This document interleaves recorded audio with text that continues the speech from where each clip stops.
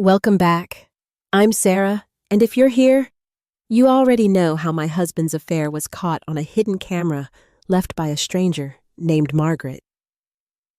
If you haven't watched part 1 yet, if you don't know about the flash drive, the $26,000, or the 6 weeks of footage, please pause right now and click the link in the description. You need to hear how this started before you see how it ends. But if you're here because you finished part 1 and you've been waiting to see what I did next, thank you for coming back. Thank you for walking this road with me.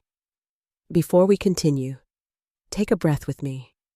Tell me in the comments where you're watching from and what time it is there right now. It means everything to know women all over the world are sitting with me through this. That I'm not alone. That you're not alone. And if stories like this remind you that your intuition matters, that truth always surfaces, that you deserve better, please subscribe to Jessica's Stories Vault. Hit that notification bell so you don't miss the next story. We're building something here, a community of women who see each other, believe each other, and refuse to settle for lies. Okay, let's finish this. In part 1, I discovered Tom's affair through Margaret's hidden camera. I watched 6 weeks of footage. I found $26,000 stolen from our accounts. I overheard him planning to leave me in 2 weeks, but he didn't know I knew. And for 2 weeks, I built my case in complete silence. Now it's time to tell you what happened when I finally confronted him, and how everything changed the moment I pressed play. Let's go. That Friday afternoon, after I discovered the apartment lease and the full extent of the financial betrayal, I did something I'd never done before. I called in sick to work. I never call in sick. In 5 years at that hospital, I'd worked through the flu, through migraines, through a sprained ankle. But that night, I couldn't go. I needed to be home. I needed to see what Tom did when he thought I was gone. I texted my supervisor. Food poisoning. So sorry. Can't make it tonight. Then I texted Tom. Heading to work. See you in the morning. Love you. That last part tasted like ash in my mouth. Love you. Such an automatic thing to say. Such a meaningless thing when the person receiving it has already left. But I sent it anyway. Because he couldn't know that I knew. Not yet. I got in my car like I was driving to the hospital. Pulled out of the parking lot in case he was watching from a window. Drove around the block. Then I parked 3 streets over and walked back. The October air was cold. I pulled my jacket tight and felt the flash drives in my pocket. My constant companion now. My evidence. My truth. I let myself back into the apartment through the patio door. The same door Margaret had forgotten to lock 3 years ago. The one that had started her whole security camera journey. Ironic.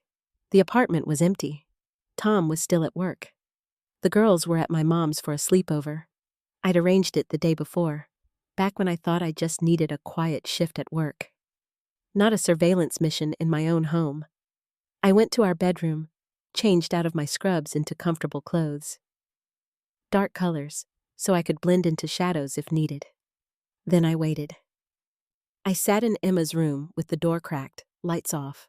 From there, I could see into the living room and hear into the kitchen. I could see without being seen. Tom came home at 6:15. I heard his keys in the door, heard him drop his bag, heard him walk through the apartment. Sarah? He called out, just checking, making sure I was really gone. Silence. I held my breath, stayed perfectly still. I heard him exhale, heard his footsteps retreat to the kitchen, heard the refrigerator open, the clink of a beer bottle. Then I heard the patio door slide open. He was going out to the small balcony, our balcony. The one where we'd had coffee together on Sunday mornings, where we'd watched the sunset, where we'd talked about our dreams. Now he was using it to have private phone calls with his girlfriend. I crept closer. Stayed inside, but positioned myself near the sliding door, where I could hear through the screen. My heart was pounding so hard I was sure he'd hear it. But he didn't. He was too focused on dialing. The phone rang twice. Then, "Hey, baby." Rachel's voice, tinny through the speaker. "Hey, I thought you couldn't talk tonight." "Sarah's at work," Tom said. His voice was lighter, happier, the way it used to sound when he talked to me years ago. "I've got the whole night." "Lucky me," she said, and I could hear her smile. They talked about their days, normal couple stuff. She complained about a coworker. He sympathized. He told her about a meeting. She laughed at his jokes. It was so mundane, so painfully normal. Like listening to any couple on any night. Except this was my husband. This was my marriage. This was my life he was stealing. "I've been thinking," Tom said, and his voice shifted. Got more serious. "About the timeline." My whole body tensed. "What about it?" Rachel asked. "I think I need to make it happen sooner rather than later. Just tell her. Rip off the Band-Aid." "Really? I thought you wanted to wait until after the holidays." "I did, but I'm tired of this. Living this double life. I want to be with you. Really be with you. No more sneaking around." Something in my chest cracked. Because those words, those exact words, were things I'd wanted to hear from him for months. That he was tired of the distance, that he wanted to really be with me again. But he wasn't saying them about me. He was saying them about her. "So, what's the plan?" Rachel asked. Tom was quiet for a moment. I could picture him, leaning on the railing, beer in hand, planning the destruction of his family. "I'm thinking I'll tell her in 2 weeks. Right before I move into the apartment. That gives me time to move my stuff out gradually so she doesn't notice. Then I can just leave." "What will you tell her?" "The truth, I guess. That I'm not happy. That we've grown apart. That it's not her fault. It's just over. Not her fault. Like I was some passive participant in the ending of our marriage. Like I'd had any say in this at all." "What about the girls?" Rachel asked softly. And this is the part that destroyed me. The part that I'll hear in my head for the rest of my life. Tom laughed. Actually laughed. "What?" Rachel asked. "Sorry, it's just, Sarah's going to be a nightmare about custody. She'll try to keep them from me, use them as weapons. But honestly, the girls are young. They'll adjust. Kids are resilient." There was that phrase again. They'll adjust. Like they were plants he was repotting. Like their hearts wouldn't shatter. Like losing the intact family they'd always known wouldn't shape every relationship they'd have for the rest of their lives. "You really think she'll fight you?" Rachel asked. "Oh, I know she will. But I've been documenting everything. Her work schedule, how much she's gone, how tired she is. I can make a case that I'm the more present parent." My hands clenched into fists. He was going to use my job, the job I worked to support our family, against me in a custody battle. He was going to weaponize my exhaustion, the exhaustion that came from working night shifts so we could afford the life he was now discarding. "That seems harsh," Rachel said, and for a moment I almost liked her. "It's strategic," Tom replied. "Look, I don't want to keep the girls from her. I'm not a monster, but I need leverage. Need to make sure she doesn't try to bleed me dry financially." Bleed him dry, while he'd spent $26,000 of our money on an affair. When will you tell your family? Rachel asked. After I tell Sarah. Give it a few days, let the dust settle. My mom's going to take it hard, but she'll get over it. And then we can finally be together, Rachel said. Really together. Finally, Tom echoed. I can't wait, baby. Just 2 more weeks of this, and then I'm free. Free. That word hung in the October air like a blade. He was planning his freedom while I was drowning, planning his new beginning while destroying mine.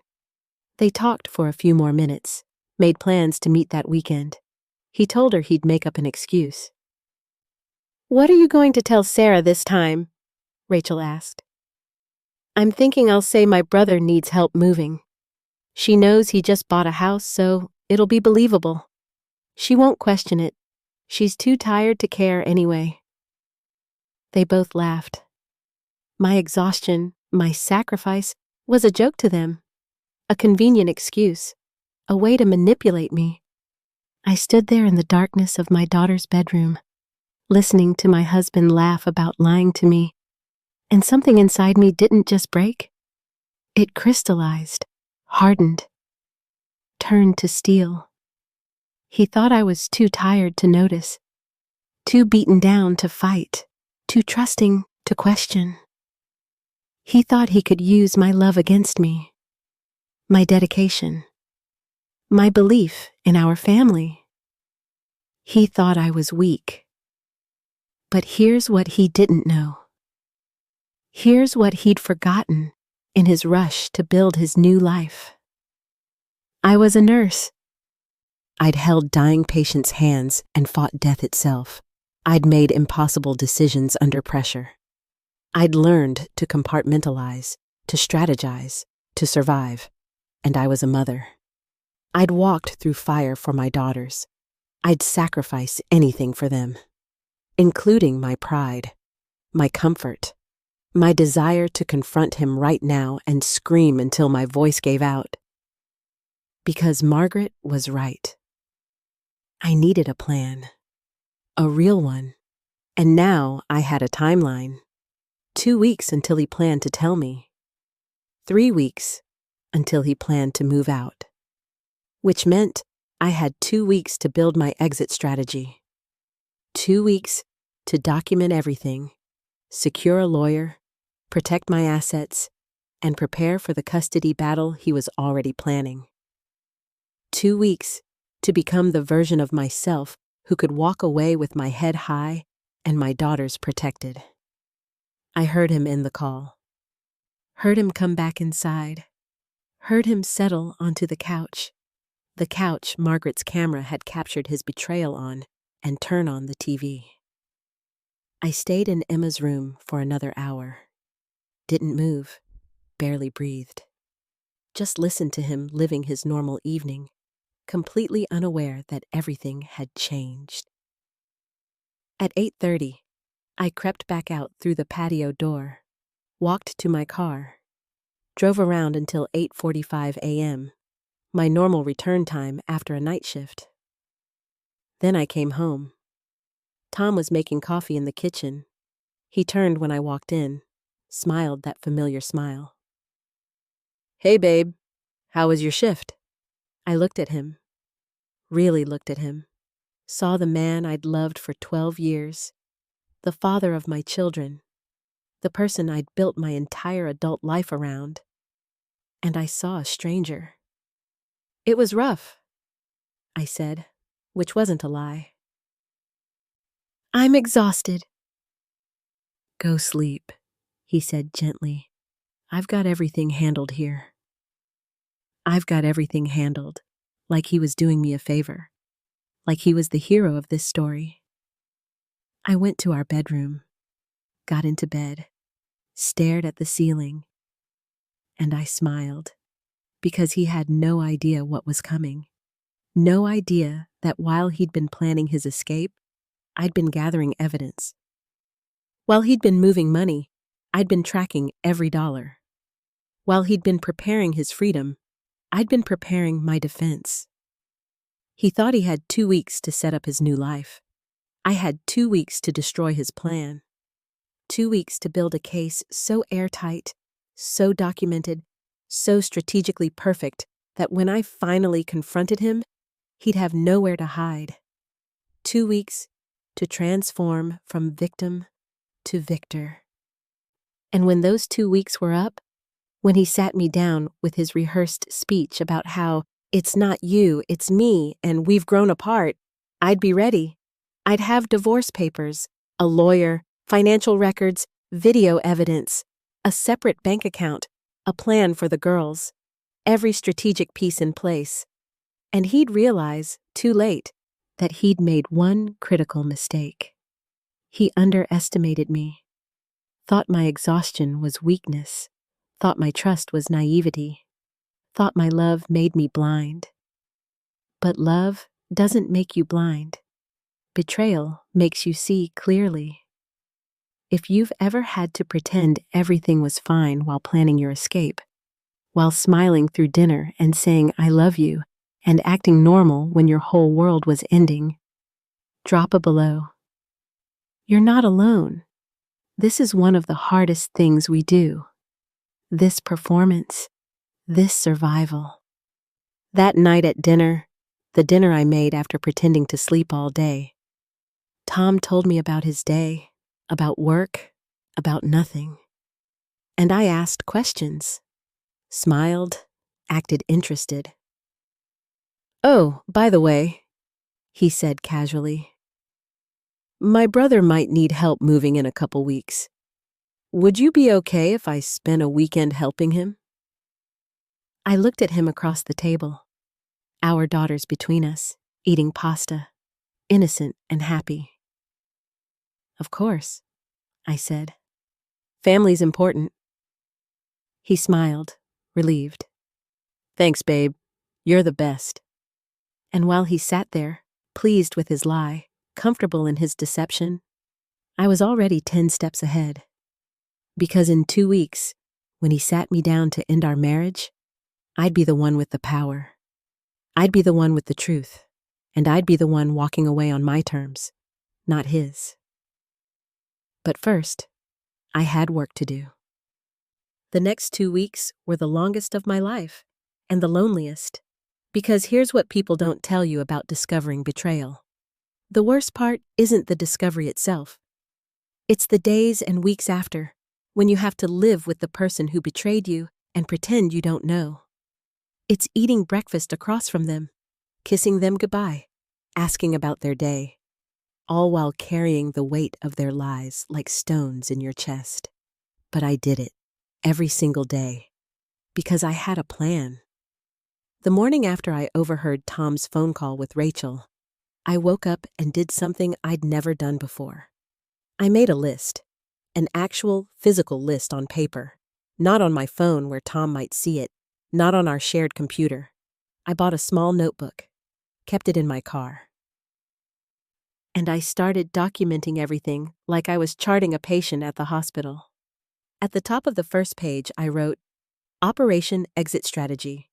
Then I broke it down into categories, the way I'd been trained to assess and prioritize in the ER.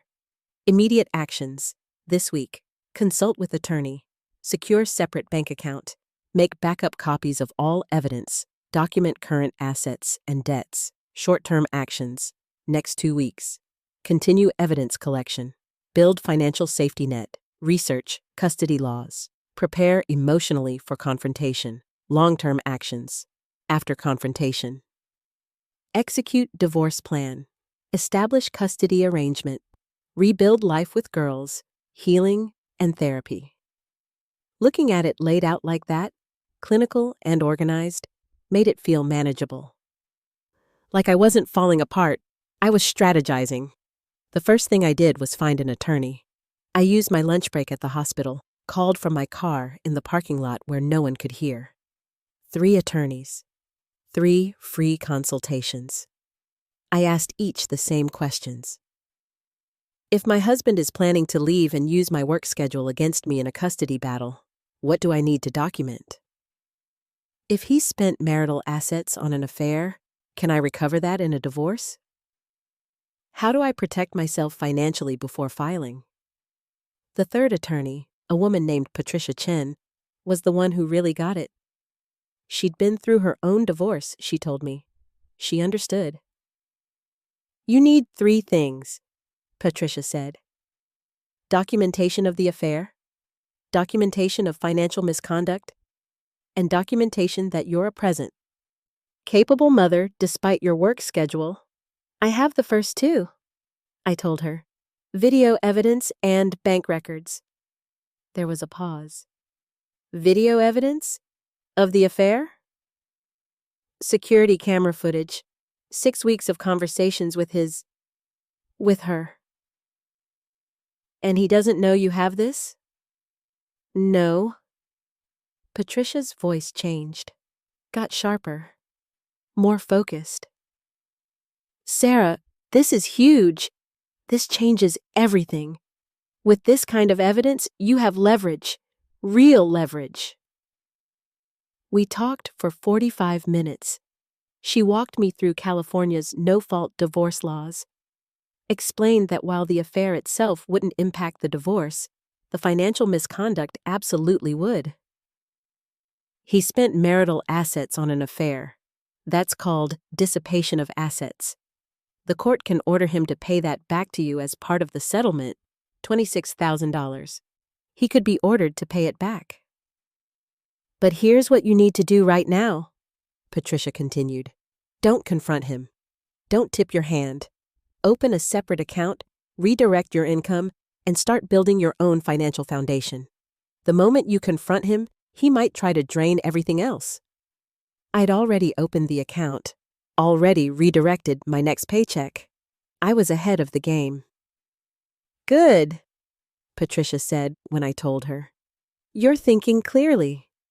That's going to save you. Before we hung up, she said one more thing. Sarah, I know this is hard. I know you're exhausted and heartbroken and probably feel very alone right now. But you're doing everything right. You're protecting yourself and your daughters. That takes incredible strength. I sat in my car after that call and cried. Not sad crying, relief crying. Because someone saw me.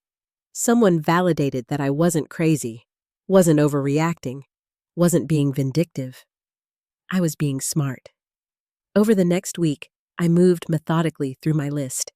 Each action felt like putting on armor. Each piece of evidence I secured felt like taking back power. I made 3 backup copies of all the video footage. 1 set of flash drives stayed in my car, hidden in the spare tire compartment. 1 set went to Margaret. I mailed them to her with a note. Thank you, keep these safe. And 1 set stayed in my locker at the hospital. If Tom found 1 set, I had backups. I wasn't taking any chances. I screenshot every bank statement, every credit card charge, every Venmo transaction. Downloaded them all to a secure cloud account he didn't have access to. Printed copies and kept them in a folder in my car. I documented my time with the girls. Started keeping a journal of every morning I woke them up, every breakfast I made, every bedtime story I read. Proof that despite my work schedule, I was present. I was involved. I was a good mother. Because he was planning to use my exhaustion against me, and I needed to show that exhaustion didn't equal absence. The hardest part was telling no one. I wanted to call my mom, my sister, my best friend from nursing school. I wanted to scream to someone, anyone, about what was happening. But I couldn't risk it. Couldn't risk word getting back to Tom before I was ready. So I carried it alone. This massive, crushing secret. This knowledge that my marriage was ending and my husband didn't know I knew. I was so alone in my own home, acting every single day. Tom would kiss me goodbye in the morning, and I'd kiss him back. He'd ask about my day, and I'd tell him. He'd say, "I love you," and I'd say it back, the words like ash in my mouth. At night, I'd lie next to him in bed, listening to him breathe and think, in 1 week, this is over. In 5 days, this is over. In 3 days, this is over. Counting down to my own liberation, like it was a prison sentence ending. But here's what kept me going. Here's what got me through those impossibly long days and longer nights. Every document I saved felt like armor. Every dollar I moved to my separate account felt like building a foundation. Every conversation with Patricia felt like reclaiming my power. My intuition had been right all along. That knot in my stomach, that feeling that something was off, it was all true. And now I had proof to match my instinct. I wasn't crazy. I was awake. Before I tell you what happened next, I need to pause for a second. If this story is resonating with you, if you're seeing yourself in any part of this, please hit subscribe. More women need to hear this. More women need to know they're not alone, that their intuition matters, that there's a way through this. I'll wait right here. The day before Tom's planned brother moving weekend, the weekend he was actually planning to spend with Rachel, I did something that felt both terrifying and necessary. I scheduled a meeting with Patricia for the following Monday, the day after his fake trip, the day before he planned to tell me our marriage was over. I was going to beat him to it. I want to file for divorce on Monday, I told Patricia over the phone. Can we do that? We can start the paperwork, she said. But Sarah, are you sure? Once we file, there's no going back. Was I sure? I'd spent 2 weeks living with a man who was actively planning to leave me, who'd stolen from our family to fund an affair, who'd laughed about manipulating me, who thought our daughters would just adjust. I'm sure, I said. Then let's do this right, Patricia replied. Come to my office Monday at 9 a.m. Bring every piece of evidence you have. We'll prepare the divorce petition and a parenting plan. And Sarah, given what you've told me about his plans to use your work schedule against you, I think we should ask for primary custody with him having visitation. My heart jumped. You think I can get primary custody? With your documentation? Absolutely. You've shown consistent involvement despite your work schedule, and his financial misconduct demonstrates poor judgment. We have a strong case. That Friday evening, I watched Tom pack an overnight bag for his fake trip. Watched him carefully select clothes, cologne, his good shoes. Thanks for being cool about this, he said, zipping the bag. I know it's your weekend off. I can stay if you want. I almost laughed. He was giving me an out, a chance to keep him home, to sabotage his plans without even knowing it. But I didn't take it. No, go help your brother, I said. Family's important. He smiled, kissed my forehead. You're amazing. You know that? And then he left. Walked out the door with his overnight bag packed for another woman, thinking I believed his lie, thinking I was amazing for being so understanding. I watched his car pull away. Then I went to the kitchen table, opened my laptop, and reviewed everything one more time. 4 flash drives with video evidence, hundreds of screenshots of financial records, bank statements showing $26,000 in dissipated assets, lease agreements for his secret apartment, Patricia's notes on custody strategy, my journal documenting my involvement with the girls. Everything was ready. Everything was organized. Everything was perfect. On Monday morning, I'd walk into Patricia's office and start the legal process of ending my marriage. But Tom didn't know that. Tom thought Monday would be just another day. Another day of lying, another day of planning his exit, another day of me being too tired to notice. He thought he had one more week before his big confrontation, his prepared speech, his clean getaway. But I'd already set the meeting, already prepared the case. Already built my exit so tight he'd never see it coming. The girls were at my mom's for the weekend. I'd arranged it days ago. So I had 2 days alone in the apartment to prepare for what was coming. I spent Saturday organizing every document, creating a binder with tabs, financial records, video evidence, custody documentation, asset inventory. Like I was preparing for the most important presentation of my life. Because I was. Sunday, I did something I hadn't done in months. I went to the park, sat on a bench in the October sunshine, and I breathed, really breathed, for the first time in weeks. Tomorrow, everything would change. Tomorrow, I'd take the first legal step toward ending my marriage. Tomorrow, I'd stop being the woman who was being left and become the woman who chose to leave. But today, I gave myself permission to feel. To grieve. To acknowledge that even though Tom had destroyed our marriage, even though he'd lied and stolen and planned to abandon us, there was still a part of me that mourned what we'd had. Or what I'd thought we'd had. I pulled the flash drives out of my pocket, held them in my hand. These tiny objects that had changed everything.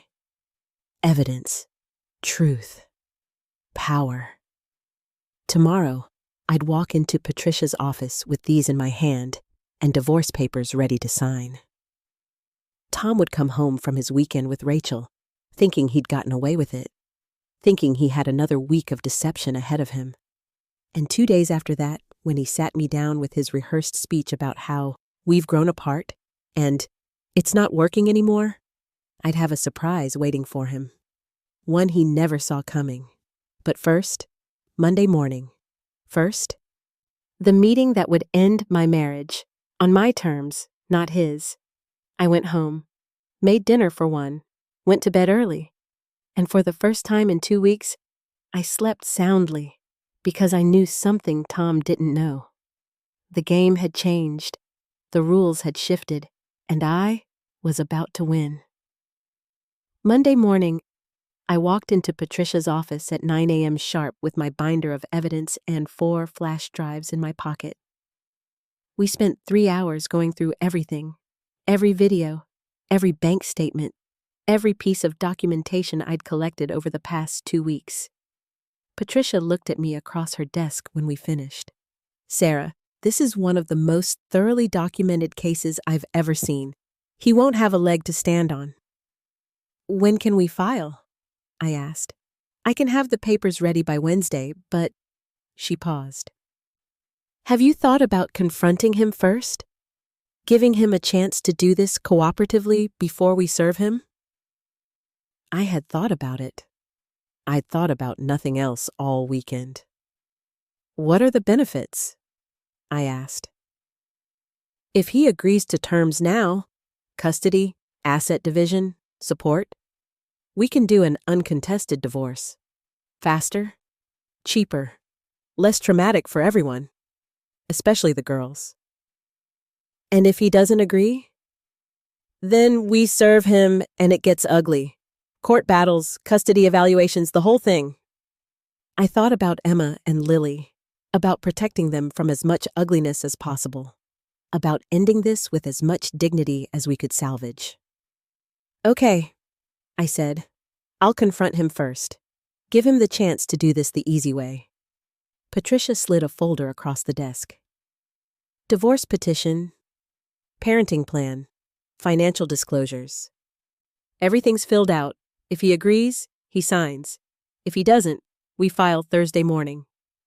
I took the folder with steady hands. "Thank you." "Sarah?" Patricia's voice was gentle. "You're one of the strongest women I've ever worked with. Whatever happens in that confrontation, remember that you hold all the cards, not him." I drove home with the folder on the passenger seat and the flash drives in my pocket. Tom would be home from his brother's moving weekend around 6 p.m. The girls were staying another night at my mom's, I'd called her that morning and asked, "Is everything okay?" My mom had asked. "It will be," I told her. "I'll explain everything soon, but right now, I just need one more night." I spent the afternoon preparing. Not emotionally. I was past emotion at this point. I was in strategy mode, nurse mode, life or death decision mode. I set up the kitchen table like it was a conference room, laptop on one end, plugged in and charged. Divorce papers stacked neatly in the center, and on top of the papers, like a paperweight, I placed one flash drive, the original one. The one Margaret had sent in that first envelope. The one that had started everything. My visual anchor. My evidence. My truth. I made coffee, strong coffee, sat down at the table, and waited. Tom came home at 6:14 p.m.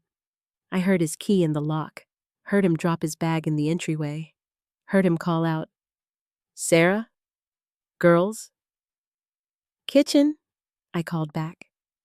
My voice was steady, calm. He walked in, still wearing his weekend smile. "Hey, babe, where are the girls?" "At my mom's. Sit down, Tom. We need to talk." Something in my tone made him pause, made that smile falter just slightly. "What's wrong?" he asked, but he sat down across from me. I looked at him, really looked at him, the man I'd loved for 12 years, the father of my children, the person who'd shared my bed, my life, my dreams, and I felt nothing.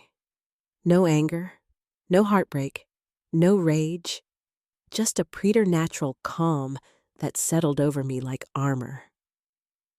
"I know about Rachel," I said. The color drained from his face, literally drained. I watched him go pale, watched his eyes widen, watched him open his mouth and close it again. What are you?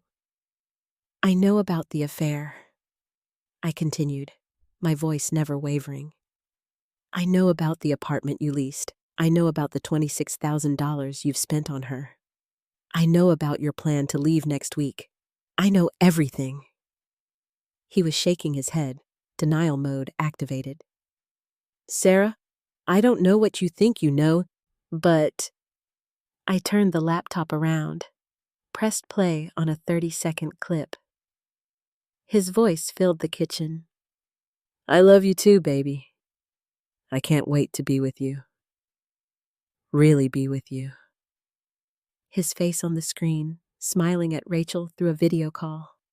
In our living room, on our couch. I watched him watch himself, watched the exact moment he realized what this meant, what I had. "How did you—" he whispered. "Security camera," I said simply. "The previous owner forgot to deactivate it. She saw everything, sent me the footage." I picked up the flash drive, held it between my fingers, this tiny silver object that had changed everything. "This weighs nothing, Tom.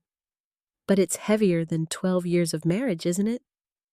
He couldn't speak, just stared at the flash drive like it was a bomb. "I have 6 weeks of footage," I continued. 23 separate conversations with Rachel. Every lie you told me, every plan you made, every laugh you shared about how tired I was, how I'd never notice. "Sarah, please, let me explain." "Explain what?" My voice was still calm, still controlled. "Explain how you spent our money on another woman? Explain how you mocked my exhaustion from working night shifts to support our family? Explain how you told Rachel our daughters would just adjust?" He flinched at that one. "I know about the fake brother story," I said. "I know where you really were this weekend. I know about the apartment lease starting November 1st. I know you were planning to tell me next week." I slid the divorce papers across the table, watched him stare at them like they weren't real. "But here's what you didn't know," I continued. I've spent the last 2 weeks documenting everything, every video, every bank statement, every withdrawal, every lie. I have copies in 3 separate locations. I have an attorney. I have a separate bank account. I have a parenting plan. I have everything I need to destroy you in court. His hands were shaking. You've been planning this? The same way you've been planning to leave, I replied. The difference is I was smarter about it. Do you think she should have confronted differently? Let me know your thoughts in the comments, because this is where everything changed. I pointed to the divorce papers. You have 2 choices. You can sign these tonight, and we do this cooperatively. Fair custody. You pay back what you stole, we divide assets equitably, and we both move on with minimal damage. Or, I paused. Let the weight of the alternative sink in. I file for divorce on Thursday and submit all of this evidence to the court. Then I send copies to your family, to Rachel's HR department, to anyone else who needs to know exactly what you've done. You wouldn't, he said, but his voice was weak. Try me. And I meant it, every word. For the first time in months, I wasn't the tired one. I wasn't the one struggling to keep up. I wasn't the one apologizing, explaining, defending.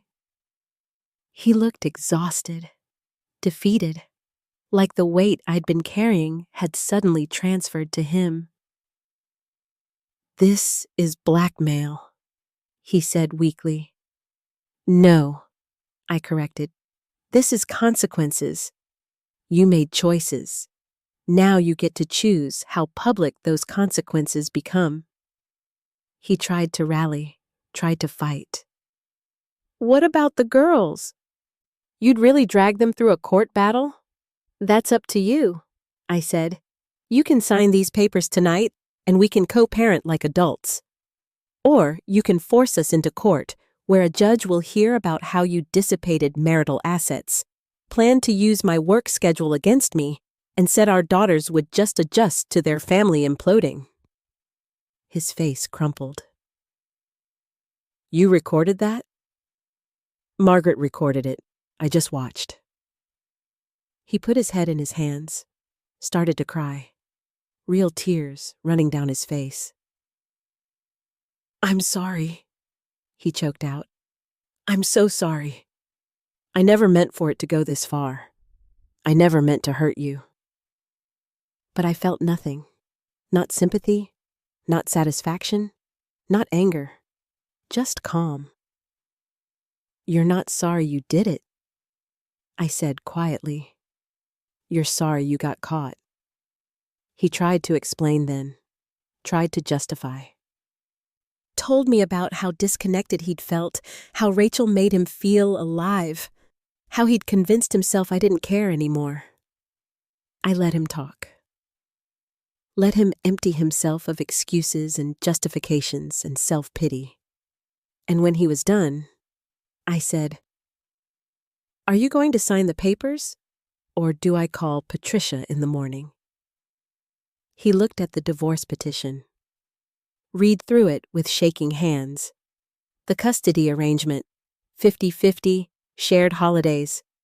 The financial terms. He'd pay back the $26,000 plus child support. The asset division. I kept the apartment. We split savings. He took his debt. This is fair, he said, sounding surprised. I don't want to destroy you, Tom. I just want to protect my daughters and rebuild my life. This is the easiest way to do that. He picked up the pen. His hand hovered over the signature line. What about Rachel? He asked quietly. What about her? Are you going to tell anyone about her? I thought about Rachel, about the woman who'd laughed with my husband about lying to me, who'd helped plan his exit, who'd known I existed and pursued him anyway. That depends, I said.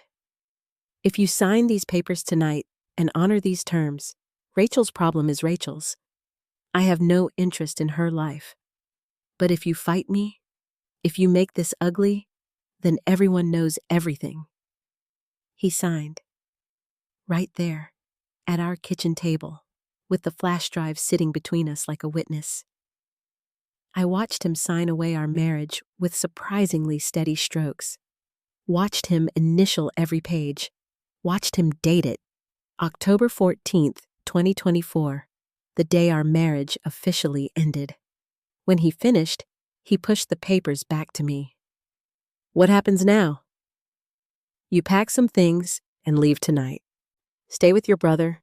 Stay with Rachel. Stay in a hotel. I don't care. But you don't sleep here anymore. We tell the girls tomorrow, together, age appropriately. We start co-parenting according to this schedule. And we both move on. Just like that? Just like that. He sat there for a long moment, looking around our kitchen. Our home.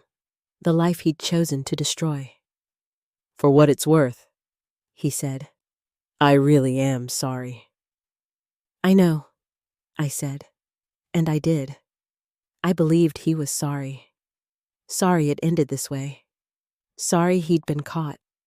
Sorry he'd have to face consequences. But not sorry enough to have stopped. Not sorry enough to have chosen differently. Not sorry enough to have protected what we'd built.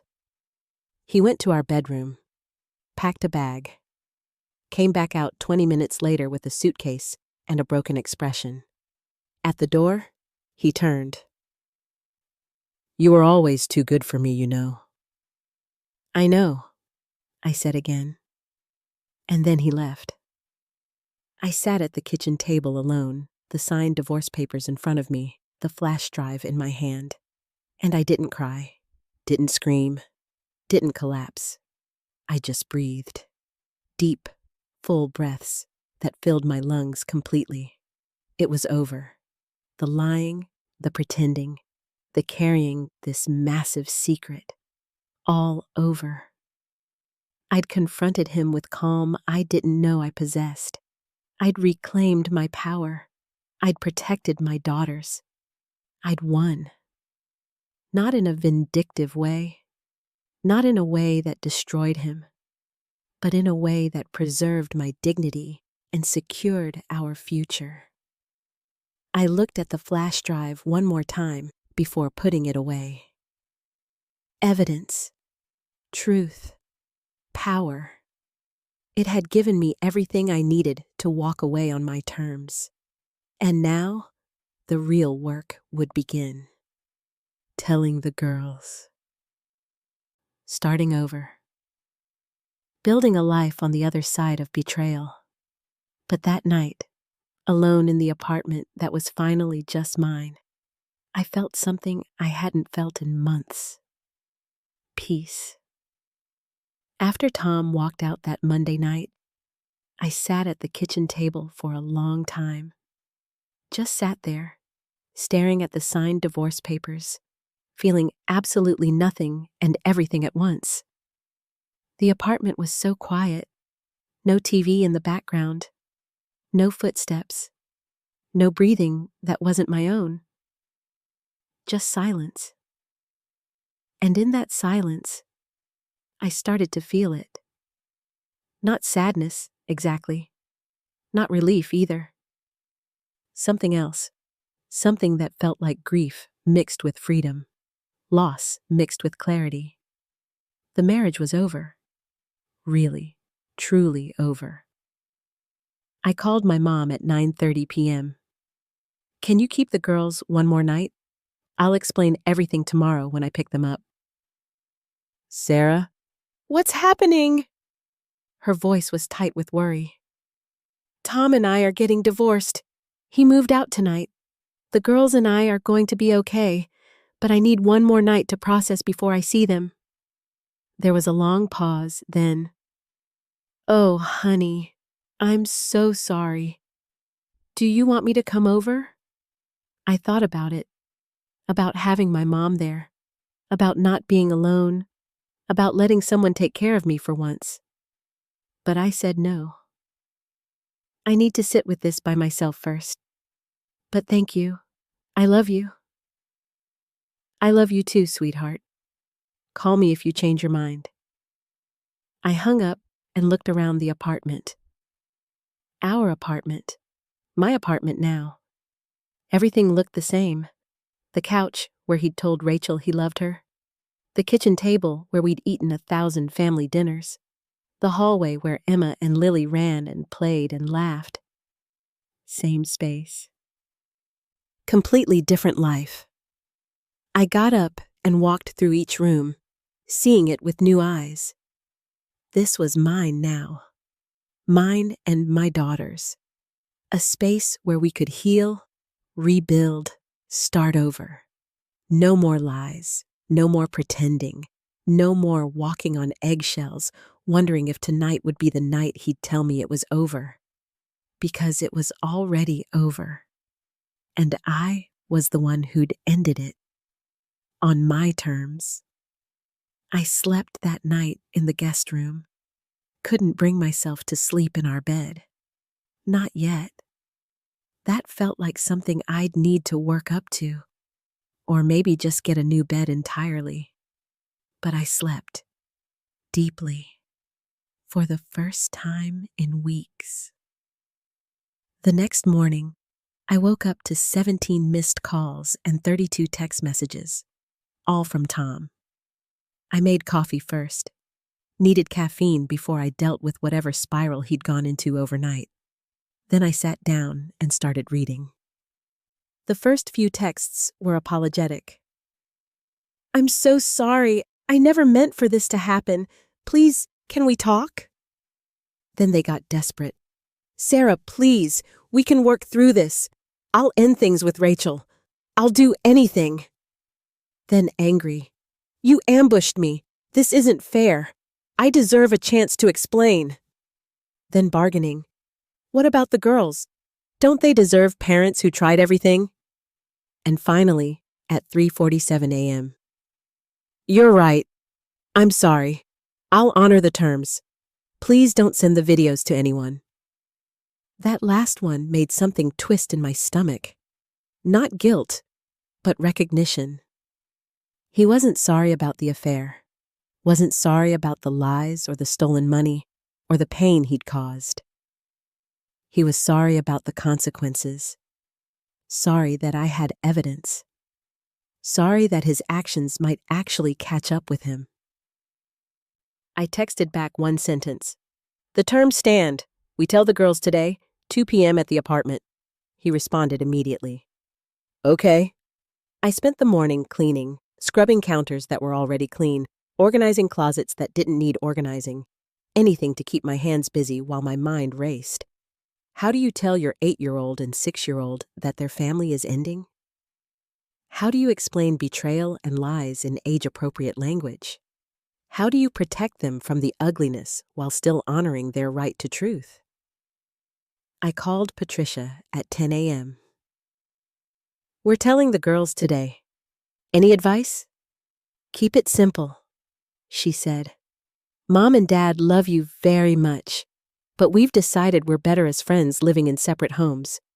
Don't badmouth him in front of them, no matter how much you want to. Let them set the pace for questions. And reassure them constantly that this isn't their fault and both parents will always be there." "What if they ask why?" "Keep it vague. We grew apart. We want different things. Nothing about the affair. Nothing about the lies. They're too young for that truth." I picked up the girls from my mom's at noon. They bounded into my car, full of stories about their sleepover with Grandma, completely unaware that their world was about to shift. "Where's Daddy?" Lily asked as we drove home. "He's going to meet us at the apartment," I said, keeping my voice light. "We need to talk to you both about something." Emma, my 8-year-old who noticed everything, went quiet. "Are you and Daddy getting divorced?" My hands tightened on the steering wheel. "What makes you ask that, baby?" "Kaylee's parents got divorced last year." "Her mom had the same look you have right now." Kids, they see everything. Let's wait until we get home and Daddy's there, I said gently. Then we'll talk about everything together. Tom was already at the apartment when we arrived, sitting on the front steps, looking like he hadn't slept, which he probably hadn't. The girls ran to him. Daddy! He hugged them tight, and for a moment I saw real emotion on his face. Real grief. Because whatever else he'd destroyed, he did love his daughters. We all went inside, sat in the living room, Tom and I on separate chairs, the girls on the couch between us. Emma, Lily, I started, my voice steady despite the tremor in my chest. Daddy and I need to talk to you about something important. Lily's eyes got big. Emma just stared at me, already knowing. Tom jumped in. We love you both so much. That will never change. But Mommy and I have decided that we're going to live in separate houses from now on. Why? Lily asked, her voice small. I took a breath. Because sometimes grown-ups realize they're better as friends than as married people. We both want to be happy, and we think this is the best way for everyone to be happy.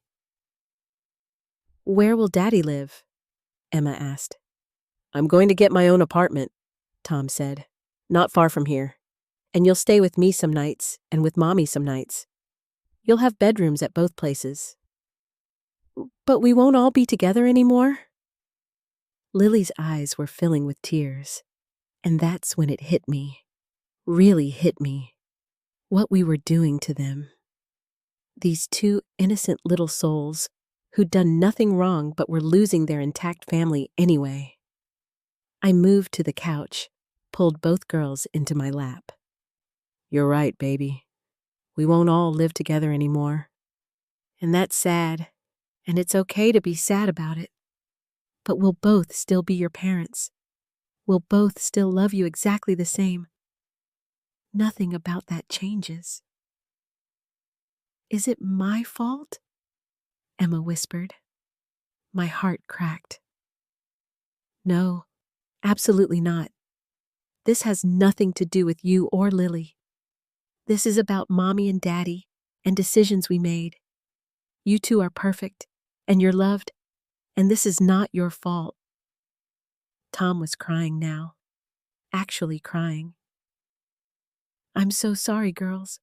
I'm so sorry this is happening. We spent the next hour answering their questions. When would he move out? Already did. When would they see him? This weekend. Could they bring their favorite toys to both houses? Yes. Would we still do holidays together? We'd figure it out. And through it all, I held my daughters and I felt my heart breaking in a completely different way than it had broken over Tom. Because they didn't deserve this. They deserved an intact family, parents who kept their promises, a life that wasn't split between two homes. But they were getting this instead. Because of choices their father made. Choices I couldn't undo, only respond to. After Tom left, another round of tight hugs, more promises to see them soon. The girls and I ordered pizza and watched their favorite movie. Normal things, safe things. They asked more questions throughout the evening. Some I could answer, some I couldn't. Do you still love Daddy? Lily asked at bedtime. I thought about that, about the man I'd married versus the man who'd betrayed us, about love and trust, and how they're supposed to be the same thing, but sometimes aren't. I'll always care about your daddy, I said carefully. He gave me you two, and that's the best gift in the world. But sometimes love changes shape. Sometimes it becomes a different kind of caring. It was the best answer I had. That night, after they were asleep, I went through the apartment and started removing Tom's things. Not dramatically, just quietly packing them into boxes he could pick up later. His clothes from the closet, his toiletries from the bathroom, the photo of us from our wedding day that sat on the mantel. I took that photo and stared at it. 2 kids, really. 22 years old, thinking they had forever figured out. We looked so happy, so sure. I wondered when it had started to fall apart. Was it gradual? Or was there a moment, a single choice, a single lie, that had set everything in motion? I'd never know. And maybe it didn't matter. I put the photo in a box labeled Pum's Things and moved on. By midnight, I'd packed up most of his presents from the apartment. Tomorrow, he'd come get it while the girls were at school. And then it would really be over. His stuff gone. His name off the lease. His lies no longer filling the space. Just me and my daughters, starting over. I made myself tea and sat on the couch. The couch where this had all started, where Margaret's camera had captured the truth I'd needed to see. I pulled out my phone and called her. It was late, but something told me she'd understand. She answered on the second ring. "Sarah? It's over," I said. I confronted him. He signed the papers. He's gone. "Oh, honey." Her voice was warm, proud. "How are you holding up?" "I don't know yet. Ask me in a month." She laughed. "That's fair. And the girls?" "Heartbroken but resilient, like kids are." "Like their mother," Margaret said quietly. We talked for 20 minutes. She told me about her own recovery after her husband's affair 3 decades ago. How hard it was at first. How she didn't think she'd make it. How she did anyway. "You're going to be okay," she said before we hung up. "Better than okay. You're going to be free." Free. That word again. Tom had wanted to be free from our marriage. And in the end, I'd given us both freedom. But mine felt different. Mine felt earned. I went to bed that night alone in my apartment for the first time in 12 years. And I didn't feel lonely. I felt like I'd finally come home. The first week after Tom moved out was the strangest week of my life. Not the hardest. That would come later, in waves I didn't expect. But the strangest, because everything looked the same, but nothing felt the same. I'd wake up in the morning and reach across the bed before remembering. He's not here. He's never going to be here again. I'd make coffee for 2 before catching myself. Pour it down the sink. Start over. I'd hear a car door outside and think, that's him coming home. Then remember, this is home. His home is somewhere else now. It was like learning a new language. The language of divorce. The grammar of split custody. The vocabulary of your weekend and my weekend. And we'll figure out holidays. The girls handled it better than I expected, and worse than I hoped. Emma became the little mother, trying to take care of everyone. "Are you okay, Mommy?" She'd ask 3 times a day, making sure I was eating, making sure I was sleeping. 8 years old and carrying weight she shouldn't have to carry. Lily regressed a little, started wetting the bed again, something she hadn't done in years. Cried more easily. Needed more physical affection, more reassurance that I wasn't going anywhere. "You won't leave too, right, Mommy?" she asked one night while I was tucking her in. My heart shattered. "Never, baby. I'm not going anywhere. I promise." "Daddy promised too," she whispered. And what could I say to that? She was right. We'd both promised forever. One of us had broken that promise. "I know, sweetheart, and I know that's scary, but my promise is different. I'm your mom. Moms don't leave their babies." She seemed satisfied with that. Fell asleep holding my hand. But I lay awake that night thinking about all the ways betrayal echoes. How Tom's lies to me became my daughter's mistrust of promises. How his choices created their insecurity. I hated him for that. Not for leaving me. I'd survived that. But for hurting them. For making them doubt that people keep their word. That was unforgivable. The co-parenting started the first weekend.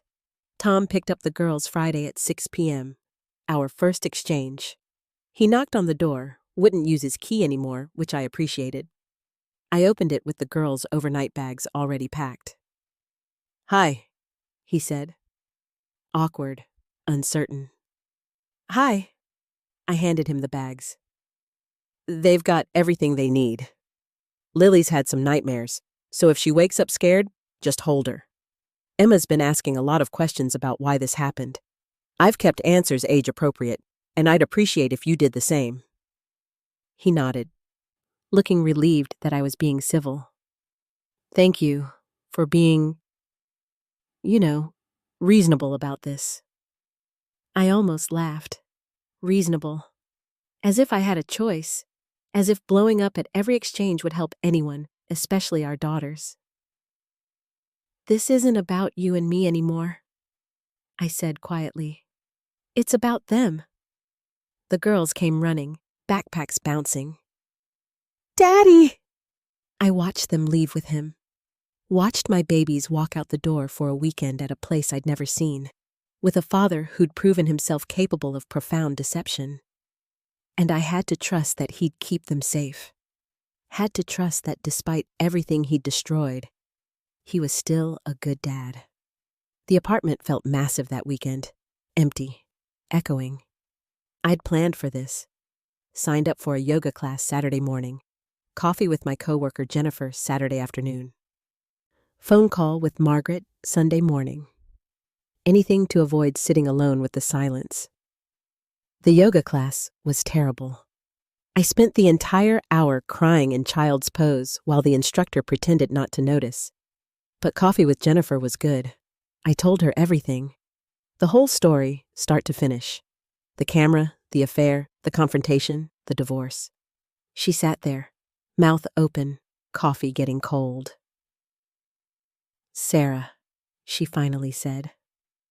"You're a total badass. You know that, right?" I laughed. Actual laughter. "I don't feel like a badass. I feel like I'm barely holding it together." "That's what makes you a badass. Holding it together when everything's falling apart. That's the definition." It helped. Having someone witness my story and reflect back strength instead of pity. Sunday morning, I called Margaret. She was becoming a lifeline. This woman who'd saved my life by forgetting to turn off a camera. "How was the first week?" she asked. "Weird. Hard. Okay, all of it at once." "That sounds about right." We talked for an hour. She told me about her first month after discovering her husband's affair. The grief that came in waves. The anger that surprised her at random moments. The relief mixed with loss. "It gets easier," she promised. "Not quickly, not in a straight line, but it does get easier." "When?" I asked, half joking. "For me? About 6 months. That's when I woke up one morning and realized I hadn't thought about it first thing.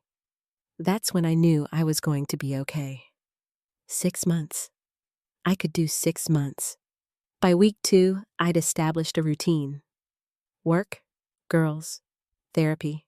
Yes, I started therapy. Patricia had recommended it during one of our follow-up calls. "You've been operating in crisis mode for weeks," she'd said. "Now that the immediate crisis is over, all those feelings you've been pushing down are going to surface. Get ahead of it."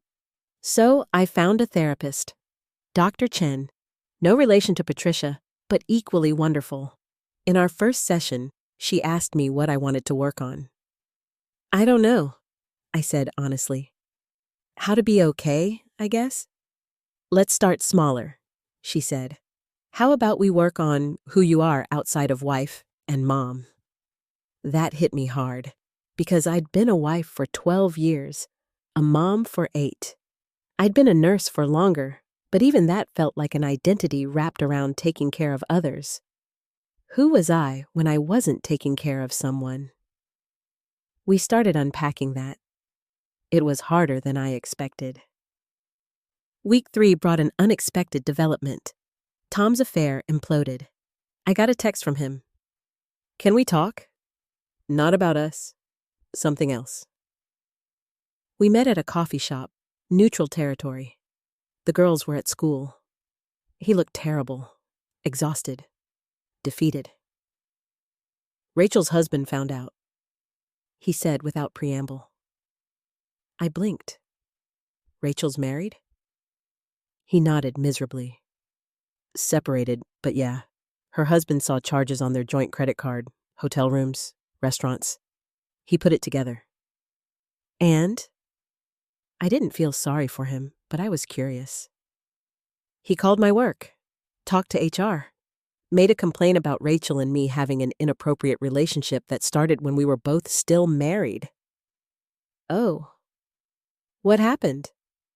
"We're both being investigated. Might lose our jobs. Company policy about workplace relationships, especially ones that involve misconduct." Misconduct. That's what they were calling it. "I'm not telling you this for sympathy," Tom said quickly. "I just thought you should know, in case it affects anything with the girls." "Are you going to lose your job?" "I don't know. Maybe." Part of me felt vindicated. Consequences. Finally. Real ones that I didn't have to enforce. But another part of me worried, because if he lost his job, child support would be affected. Our daughters would be affected. "Keep me posted," I said. "And Tom, find another job before they fire you. Start looking now." He nodded, grateful for the practical advice. As I left that coffee shop, I realized something. I didn't hate him anymore. Didn't love him either. Didn't really feel much of anything except a vague sense of, you made this bed, now you get to lie in it. It was freeing, that neutrality. By week 4, I was starting to feel something I hadn't felt in months. Lightness. Not happiness, exactly, but space. Room to breathe. The apartment felt bigger without his lies filling it, without the constant vigilance of wondering where he was, who he was with, what he was hiding. I rearranged furniture, put up new curtains, bought plants, small things that made the space feel like mine. The girls noticed. "It looks different in here," Emma said. "Good different or bad different?" I asked. She thought about it. "Just different." I took that as a win.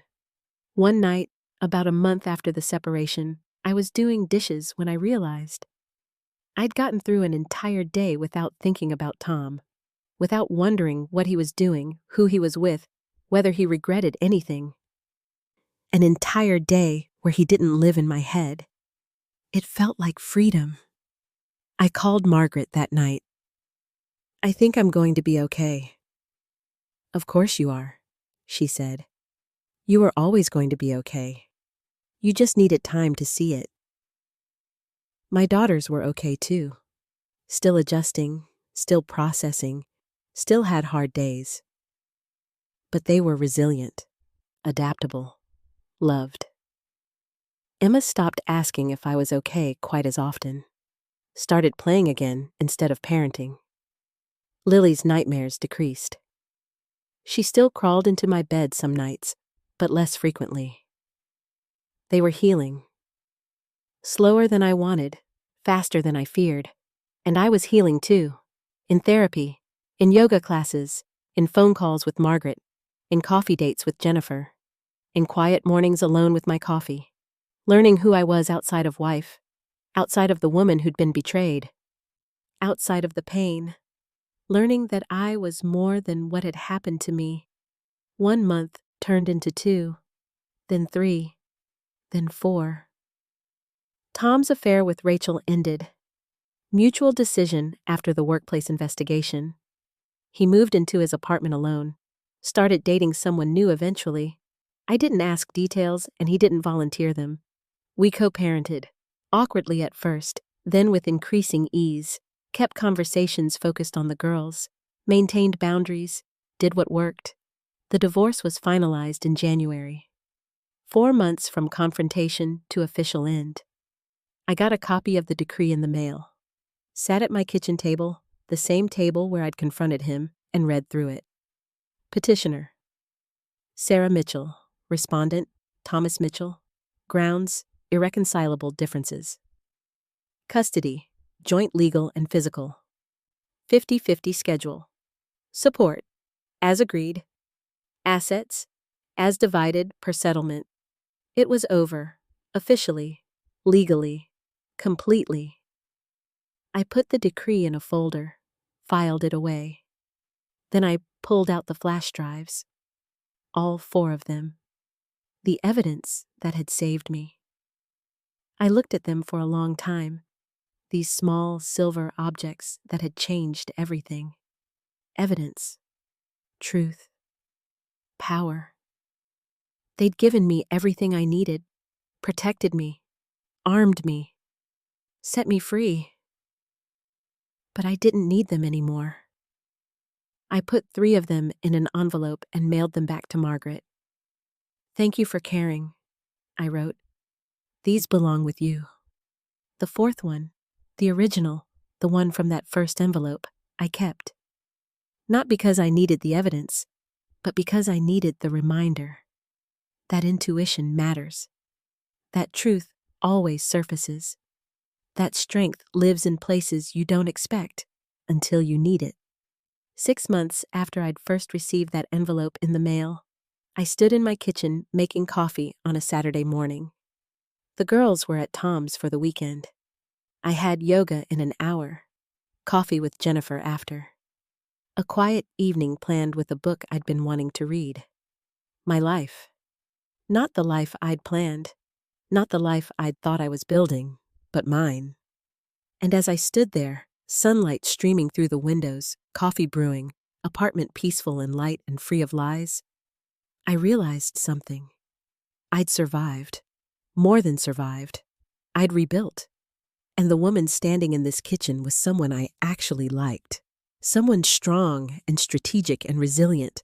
Someone who trusted her instincts and protected her children and didn't settle for half-truths and broken promises. Someone I'd had to become.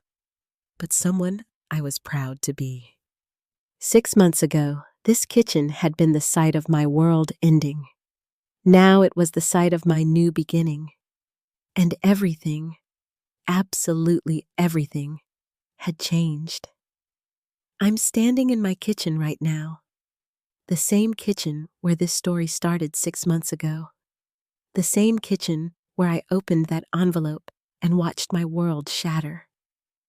But everything is different now. The morning light comes through these windows the same way it always has. The coffee maker gurgles the same sound. The apartment smells like the vanilla candle I'm burning. A scent Tom hated, so I never bought it before. Small things, different things, mine things. It's Saturday morning. The girls are with Tom for the weekend. In an hour, I'm meeting Jennifer for breakfast. This afternoon, I have absolutely nothing planned except a book I've been wanting to read and maybe a long bath. My life is quiet now. Intentionally quiet. Peacefully quiet. And I'm learning that quiet isn't the same as lonely. Let me tell you what the past 6 months have looked like. Because if you're sitting where I was, if you're in that dark place where you know something's wrong, but you don't know what to do about it, I want you to see that there's another side. That you can get through this. That life doesn't end when a marriage does. Sometimes it finally begins. The girls have adjusted better than I dared to hope. They're not perfect. They still have hard days, Still ask questions I can't fully answer. Still sometimes cry about missing when we were all together. But they're okay. Really, genuinely okay. Emma's back to being 8 years old instead of trying to parent everyone. She's playing soccer now, made the school team, comes home muddy and happy twice a week. Lily stopped having nightmares about 3 months ago. She still crawls into my bed sometimes, but now it's for cuddles, not comfort. She told me last week that she likes having 2 bedrooms.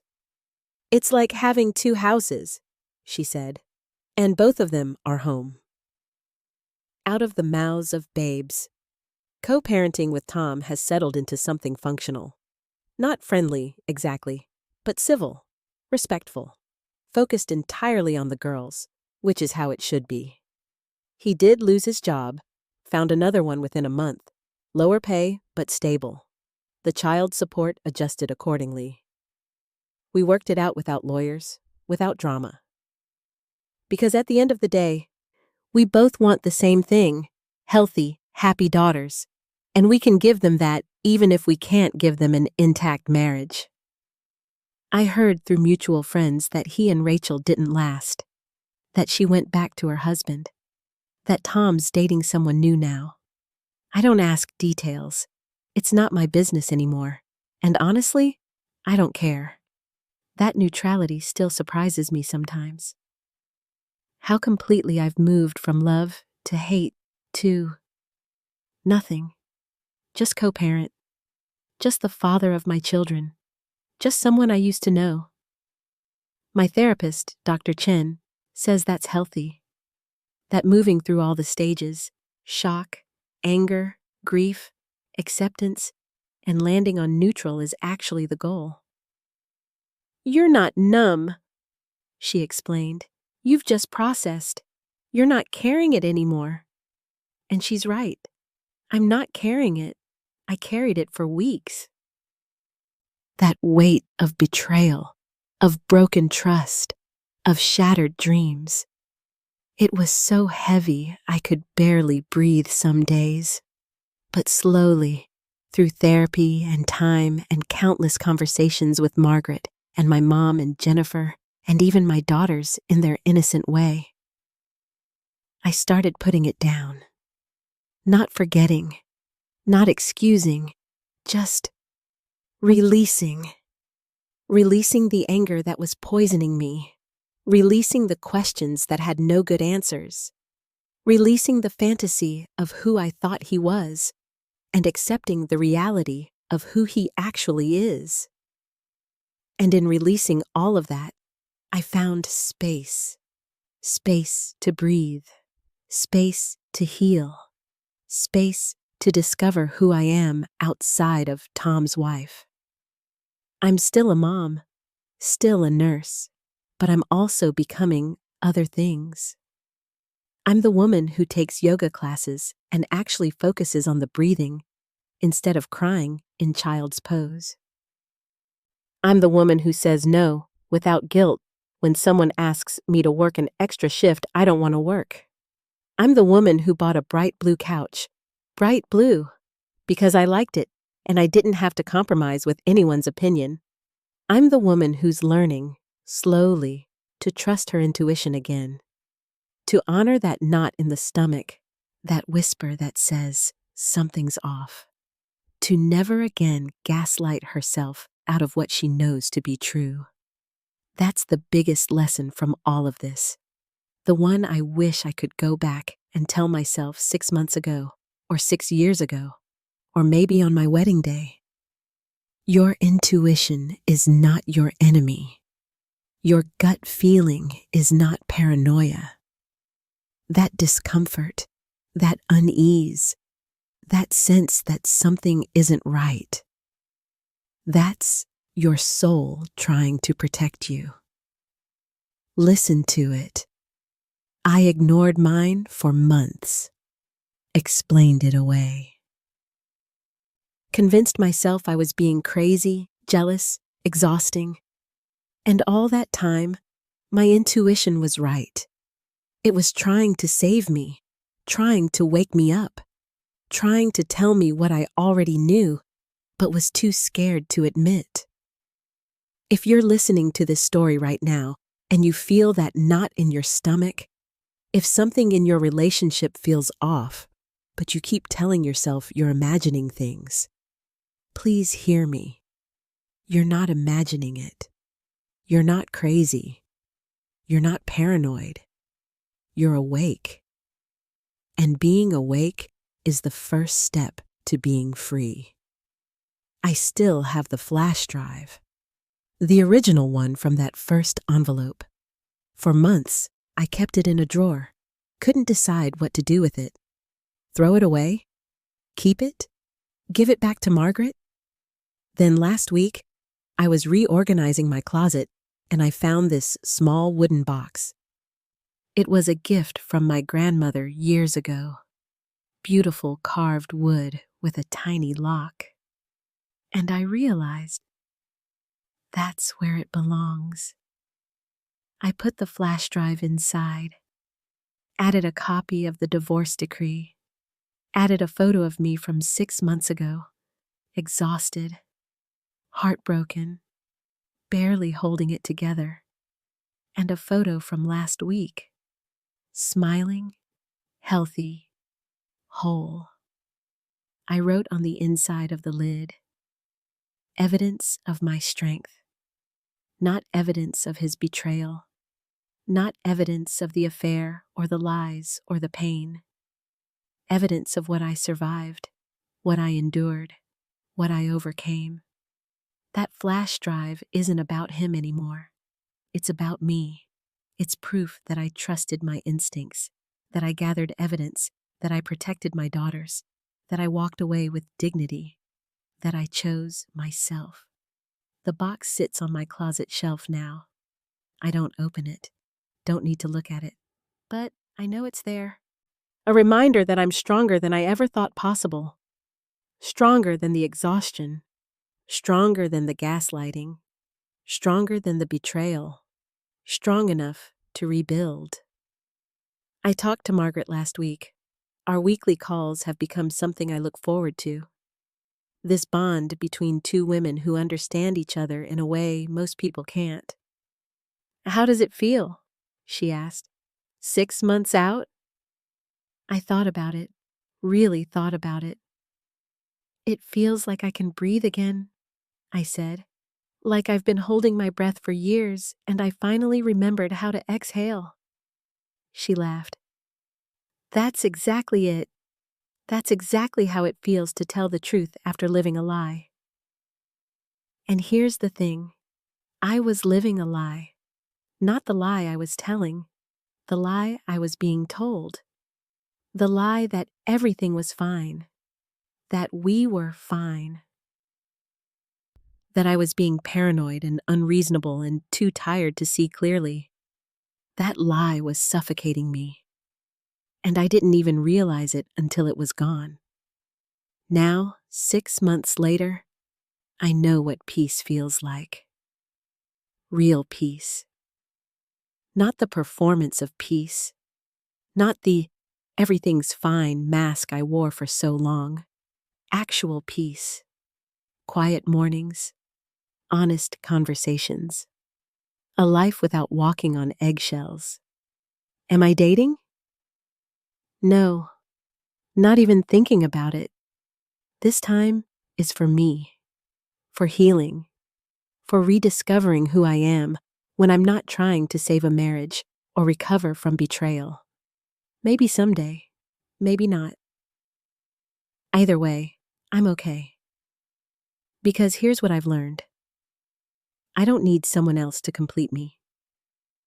I don't need a partner to validate my worth. I don't need romance to feel whole. I just need me. Healed, healthy, honest me. And my daughters. And my community of women.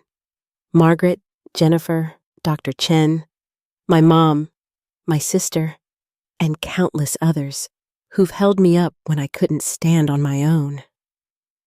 Women who believed me when I said something felt wrong. Who didn't tell me to give him another chance or try harder, or think about the girls. Who simply said, I believe you. I see you. You're not alone.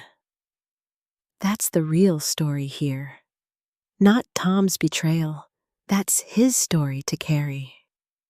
My story is about the stranger who cared enough to tell me the truth, about the attorney who fought for me, about the therapist who helped me heal, about the friend who sat with me while I cried, about the daughters who taught me that love doesn't have to be perfect to be real, about the community of women who catch each other when we fall. If you're listening to this right now, you're part of that community. Whether you're in New York or London or Mumbai or a small town I've never heard of, whether it's 2 a.m. or noon or midnight where you are, we're connected by our stories, by our strength, by our refusal to accept less than we deserve. So, if this story touched your heart, if you saw yourself in any part of it, please give it a like so this mama knows she's not alone. Subscribe to Jessica's Stories Vault so you don't miss the next story I pour my heart into. Because I'm going to keep telling them, keep sharing them, keep building this community of women who refuse to be silenced. Tell me in the comments where you're watching from and what time it is there right now. I love knowing that women all over the world are listening, that we're building something bigger than just one story. And if you've ever had to make a hard choice to protect yourself or your children, if you've ever had to trust your intuition over someone else's words, share what you're comfortable sharing.